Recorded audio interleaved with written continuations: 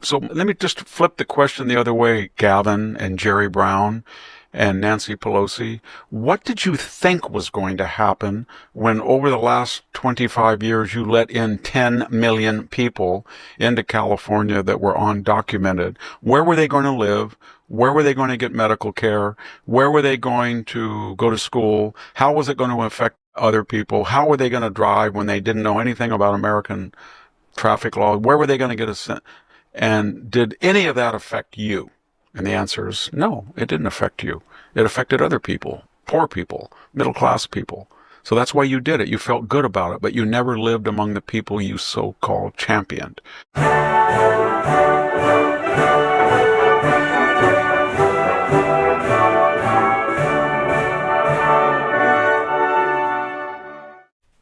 Hello, ladies. Hello, gentlemen. Welcome to the Victor Davis Hanson Show. We are recording on Sunday the 3rd, and this episode is up on Thursday the 7th. Victor, I am silently praying to whoever the patron saint of the internet is to keep my connection going through this His name's show. Elon Musk. Saint Elon. Saint Elon of Musk. Well, he's very pro-life. We know that. He's trying to repopulate the world. Victor is the Martin. Well... I don't know if the hands involved.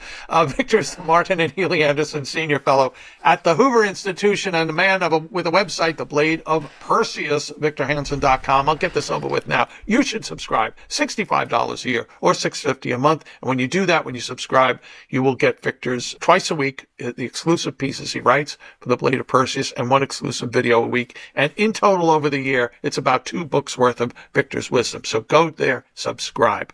Now, we've got a lot of ladies to talk about on today's podcast, Victor, and we'll begin with some great action, I think, maybe you'll think differently, by Brooke Rollins, who's the Secretary of Agriculture. We have some following that. We have 2 Wall Street Journal essays, op-eds from this past weekend, one by Peggy Noonan on ICE, one by Kim Strassel on climate and the right, and Kamala Harris, and Sydney Sweeney, the lady of infamy and jeans. And we'll get to all of this when we come back from these important messages. We are back with the Victor Davis Hanson Show. Victor, let's get right into it. And there is this terrific website I've come across recently, I've mentioned on a couple of podcasts, called UNWON, UNWON, and it talks a lot about agriculture issues, land issues out west, water, etc. And here's a piece where they're doing some good reporting on Brooke Rollins, the Secretary of Agriculture. Rollins announces plan to decentralize and streamline USDA. No more than 2,000 USDA employees will remain in the nation's capital, with 2,600 relocating to 5 regional hubs: North Carolina, Missouri, Indiana, Colorado, Utah, as well as 2 administrative support sites in New Mexico, Minnesota. Employees will be required to live within 50 miles of their assigned offices. By the way, the reverse, moving people out of D.C. may actually save money because they get a bump up when they live in high-cost areas. Brooke Rollins is a terrific conservative, Victor. She used to run the Texas Public Policy Institute. And I think you'd like this because you're a person in past podcasts, many past podcasts, you've talked about, let's get these folks out of DC. We have. What are your thoughts? And Kash Patel has promised to do the same thing with the FBI.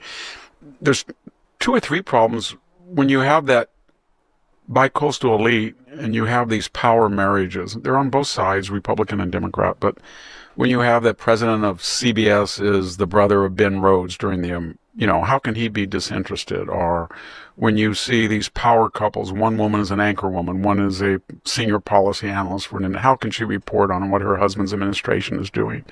So it's just too incestuous. That's one problem. The other problem is that Washington as a group, as a population, votes about 70% Democrat. And yet some of these institutions represent mostly conservative people, energy, the people in the oil industry, coal industry, nuclear industry, but especially agriculture. So you have decisions made on these rural people. All of us are kind of relics from a bygone era, and yet their futures are being determined by people who are urban, living in Washington, D.C., that are far left, who have no idea where their food's coming. So I can tell you that a person in Visalia, California, that does not live on a farm, or a person in maybe still in Fresno or Bakersfield, they know about the farm life because it's the source of income for their for their communities, and they're more sensitive to it. I can remember right around Labor Day every year, the Channel 30 used to give us the raisin report, whether it was going to rain on open raisin trays that night. So people were all concerned about it, but it doesn't work when you have a bunch of faceless left-wing bureaucrats that are trying to adjudicate what it's like to farm in North Dakota or something. So it's good. They should do that with more and more of these institutions, break them up. And then if the anchor woman at CNN wants to marry the Obama type of national security advisor or something, then let them move to North Dakota and maybe they can commute. But that idea they're all in Washington is really pernicious, and especially because it's close to New York, that corridor. That's where too many decisions are made. There's too much money there. There's too much influence peddling. There's too much government. So I like the idea. I think it's a solution that's not political. It's just structural, and it really will help both parties.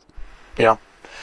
Victor, I said we were going to talk about ladies, but let's interject a man in here, because we were talking about agriculture, and that's your friend. And I would great admire myself of John Harris, who recently passed away. I think people in California who've gone to Coalinga and Harris Ranch might know of Harris, and that John is the Harris of Harris Ranch, a strong conservative, a supporter of National Review. Once upon a time when I was there and you were there, he was head of the Pacific Legal Foundation. He was chairman of that board. But he was a man who I think is an archetype, Victor, unknown to people like me from that New York area. He's one of the more recent pioneers of America who took this, with some others, took this barren area, would we call it that, and turned it into a very fertile area that's been feeding the world. And he's done many great things. Your thoughts about your friend? He was a agribusiness baron, but he was not obsessed with money. His idea was to get into as many different fields and try to revolutionize them. During the COVID period, I knew John pretty well. During the COVID period, he refused that free money for employees, and the town of Huron, where most of his employees work from, Mexican-American employees for the most part in that community, he helped them stay employed, even though at his own expense, because the restaurant that he owned was shut down. And I think if you drive along I-5, you see Harris Ranch Restaurant and Hotel. I think at one point it was serving, I think it still was, fourth largest or fifth largest number of meals per day in California. And he really developed that along with his wife, Carol Harris, whom I knew a little better. She called me a lot about strategies that she thought would help conservative candidates. She would donate, and she would call just out of the blue and say, "Hey, Victor, there's this representative. They were approaching me. Do you know him?" And I would do research and talk to her. But she was much more than that. And if you look at the industries that he went into meat packing, and the meat packing plant that he had is about 4 miles from my house. And then the feedlot was right on I-5. And he was the pioneer in how humanely cattle could be killed and not in a way that they suffered. He spent a lot of money doing that. It was the largest beef packing in the West Coast. If you went into a Safeway or a Ralph's and you saw a steak, it was one of the few that had a label brand name, Harris Beef, and you knew that it was going to be better than the alternative. He had that, as I said, right out in the middle of nowhere on I-5, he built this huge complex of a hotel and a restaurant with full facilities. They have chargers out there for EVs. They have everything. And it's kind of an oasis. It's kind of like the old idea of an oasis out on I-5. It's really the last big stop before you merge in with the 99. He did that. And then he farmed. I mean, he wasn't the biggest. He wasn't the 200,000 Boswell or Paradise Farms, but he probably farmed 18 to 20,000 acres. He was always known as a very honest person. When I would see, and a lot of people in my area worked for him, and they would drive, so every once in a while I would be in a Harris. He gave me a bunch of caps. I had a Harris cap on once. A guy came into a Starbucks, a huge Harris truck, and he said, "Oh, you like John?" "Oh, I love John Harris. He's the most honest man in the world. He's so fair he was a wonderful man." Then he developed out on Trimmer Springs Road as one of the last stretches of the Kings River as it comes out of Kings National Park and Pine Flat Reservoir, Whitewater River. And on one side there was an Aboriginal forest, it's still there, And then over 30 years, he bought parcels and he created like a 7,000 acre corridor. And once some of it is farming, he has oranges. It looked like Tuscany. It was so beautiful. And then it was belonged to the Giffen family, and they had a big home right on the river. It was one of the most beautiful areas in California. Picturesque. It reminded me of a Kentucky. You were there many times, Jack. A Kentucky Derby farm type thoroughbred horses, which was another one of it. He had the largest thoroughbred racing horse conglomerate. And you and I think, went out there and toured the stables, the track. It was all the trainers. It was all quite impressive. California Chrome was his California horse. Chrome was raised on his facilities. They won the Kentucky Derby. So he was a premier farmer. He was one of the big meat packers. He had an almond hulling facility. He was, as I said earlier, he had a lot of, I guess you would call it, environmental land along the Kings River. It's just stunning. And he was a great philanthropist. He gave to a lot of causes. He gave to politicians of both parties. He wasn't a strident partisan. He was foremost in trying to make sure the San Joaquin Valley got their federally contracted allotments of water as they started to be diverted. One thing that I don't know if people remember, he was very young when his father, who started this empire, actually it was his grandfather, but his father did and was a big farmer, and then his father was remarried. And he died suddenly of a heart attack, and John was only in his early 20s, and it was a little bit contested that his stepmother had a lot of property from the family, and it was unsure whether a young man in his early 20s could assume that responsibility and then be in a probate struggle with his stepmother. And yet he did, and he did it very professionally. And he rebuilt the Harris empire himself, and he had a lot of help from his wife, Carol. She had exquisite artistic taste. She was a very savvy real estate investor, decorator. She passed away in November, earlier than John did. Anyway, they made a big imprint, not just on their wealth, but in the various innovative industries that they went into: hotels, restaurants, racehorses, meatpacking, farming, etc. And they were all successful in what they did. And they had this brand, Harris. When you saw that Harris label logo, whether it was on meat, whether it was on food, whether it was on horses, you name it, it was always a sign that they were professional, honest, and everybody respected the name. Yeah. Well, thanks for that. John and Carol were great friends, too, of Liberty. So they had a lot of nice people that worked for them. I knew a lot of their employees. I still do. But just wonderful couple. Well, we'll talk about another Harris in a second. Victor, one last item before we go to a quick break, and that is Kamala Harris. Last week, I saw clips of her, didn't watch Colbert, but I saw Gutfeld commenting on her appearance on Colbert, and she was talking about her forthcoming book. It might be out now by the time the show is out, 107 Days. And from what I saw, a couple of minutes, it was a cackle fest. It was confusing. I just don't see how this woman was 107 days away from possibly being president of the United States. But she had a lot of money behind her. That's true. But she also announced she is not going to be running for governor of California. Victor, anybody who watched that, Kamala? Anybody who watched that interview can see why she's not going to run. The polls were not there for her. She's forgotten. As they said of Talleyrand, she's forgotten nothing and learned nothing. She still cackles. She gets into these word salads. She goes on tangents. I don't know if the cruel rumors are true that she drinks too much, but there's something there that I don't know quite what it is. But she can't stay on topic and can't be analytical. She said that she went into sort of, I guess, a depression. She didn't watch the news for a long time. It was too hurtful. And so she tuned out, and now she thinks the system is broken, so she doesn't want to participate in it. Believe me, if she was polling 60-40, she would want to participate in it.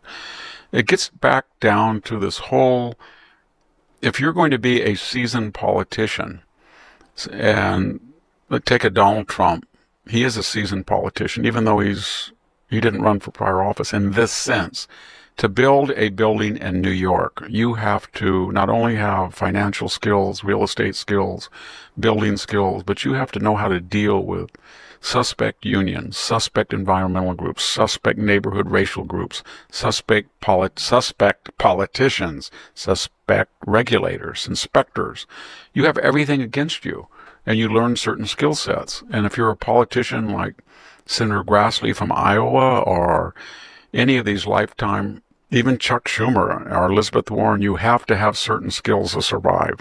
And some of them are the ones I don't like, and I don't like their idea, but I give them. She never went that route. She didn't run on her own for vice president. She was just stuck on the ticket because she was a black woman, in Joe Biden's word.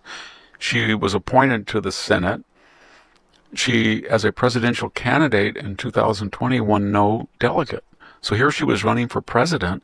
They nullified the 14 million primary voters who had voted for Joe Biden. She herself had run for the office and never achieved a single delegate, and for obvious reasons had withdrawn in 2020 before the Iowa caucuses of the New Hampshire primary. She didn't even stand for it because she knew she was going to lose. She had been a city and county attorney, prosecutor for this county and city of San Francisco, but she was a creation of the Willie Brown, who was her paramour for years when she was in her 20s, and then the Gavin Newsom, Nancy Pelosi, Dianne Feinstein, Barbara Boxer, Jerry Brown machine that transferred political power from Southern California, where the population was, to Northern California, where the $9 trillion in new tech money was, and Napa money. And that was what she was. She's never really been out on her own and in the fires of politics and having to hammer out position papers and debate back. It was all canned. And so you live by that, you die by that. Well, it was nice to see her and Colbert, two people that lost their jobs. Yes, yeah. Together. Hey, Victor, when we come back from the break, we're going to get your take on two Wall Street Journal op-ed pieces, one by Peggy Noonan and the other by Kim Strassel, and we'll get to that after these important messages. Where do you keep your birth certificate, passport, and social security card, and vehicle title? Do you know where to find your loan details or the deed to your property? Wouldn't it be nice to easily pull up all your usernames, passwords, and PINs and codes?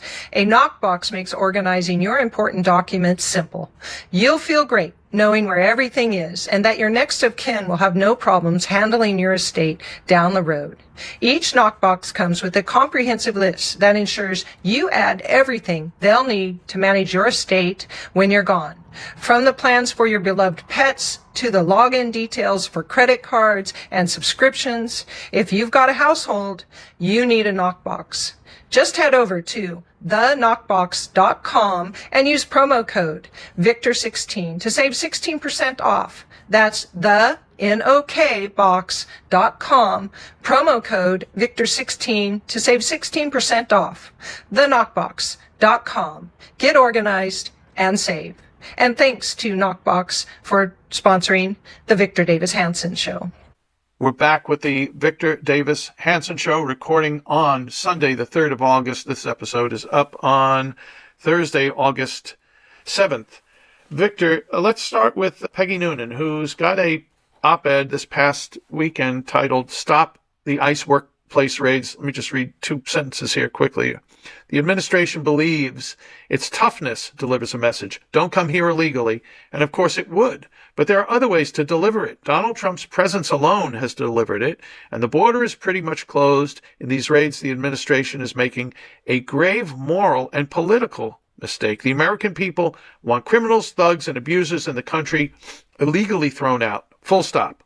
But workers who are living constructive lives, who are contributing, who help keep America up and operating each day? No.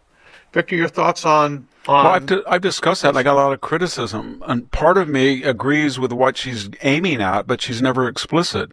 So it's not, Peggy, just the 500,000 criminals that Donald Trump is rounding up. He's trying to round up the million-plus people who have already gone through the system. They're subject to deportation orders. Their cases have been adjudicated, and they scrammed.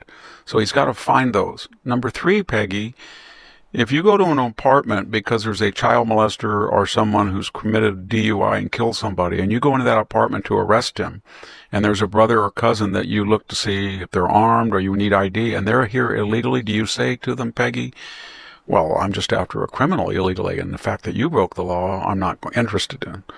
So what she's basically saying is, without any detail, the fact that Donald Trump closed the borders by pressuring Mexico, promising to finish the wall, no more catch and release, no more refugee status, no more Joe Biden lying, that's enough. But we already had 20 million here illegally, and he let in another 12. So with 32 million people, I, Peggy Noonan, will decide it's cruel to deport somebody. Her philosophy seems to be it was moral enough to let somebody come in and break the law, but it's amoral to send somebody back home and enforce the law. There can be an argument. It is not amnesty. Let me repeat this. It is not amnesty. If she is correct that there are sizable numbers of people who fit 4 or 5 criteria. 1, they are working. 2, they're not on any public assistance. 3, they have no record of criminal activity, and I mean DUI. 4, they have been here a sizable period of time. Not the Biden people, but 5, 6, 7 years. 6, they are willing to admit that they broke the law and willing to be paying a fine. Just like if you're speeding and you get caught and you pay a fine. So then they will be given a brief window to apply for a green card, everybody, not citizenship, not amnesty. And that green card will be reviewed every year to see if they, A, are on public assistance, or B, have committed a crime. I don't know how many of the pre-existing 20 million people that would affect, but I know this, that if you did that, it would take the wind out of people like Peggy Noonan, who go into a fit of crisis when people say, oh, I can't believe you said something nice about Donald Trump. He's rounding up everybody. Because all Trump would have to say is, well, we're rounding up people that didn't fit the criteria. I mean, do you want people in here who don't work on public assistance? You want them here that commit a crime? Do you want to hear them that just leaped over the border? You want people here who are not willing to pay for a $1,000 fine? Or you want people here who don't even take the trouble to apply for a green card when they could? So that would give them a good argument. But to tell you the truth, I don't think that would be I don't think it would be 10 million people who would qualify. I think it would be maybe 4 or 5 million. And then you could deport. It would be a good argument for deportation of the people who didn't qualify. And I think it might be something to consider. But when I mentioned that in a abbreviated form, I got a lot of letters that were angry. Victor L. U. of all. I wrote Mexifornia 20 years ago. I outlined that then, that you could do that. But people don't read very carefully. I mean, there's a lot of checkoffs. You can't commit a crime, any crime that is, can't do that and stay here if you're illegal. You can't be on public assistance. You've got to be here for a long time and have a work record. You've got to be able and willing to say you broke the law and you are guilty of breaking the law and you're going to pay a fine. And you're not going to get citizenship. You're going to apply for a green card. And that shows you that we're going to audit you each year. And that's a lot of stuff that people won't do. And the other thing about Peggy Noonan is, I don't want to be ad hominem, but she has this bad tendency when there's an ascendant issue and her sensory apparatus thinks that it's popular, like when Donald Trump won in 2016. She wrote a series of, remember those op-eds about the people? And he was empathetic. And these are the people who belong somewhere. They're just not nowhere people. They're tied and they're rooted and they've been forgotten. And Donald Trump appealed. And then when Donald Trump, the Russian collusion and all that went after him, then he's screwed. The same thing about immigration. Well, what happened at Martha's Vineyard, and 10,000 people a day is out of hand, and Donald Trump did something. But man, these ICE demonstrations, everybody's angry. His polls went down to 53% support on immigration. I better write an op-ed.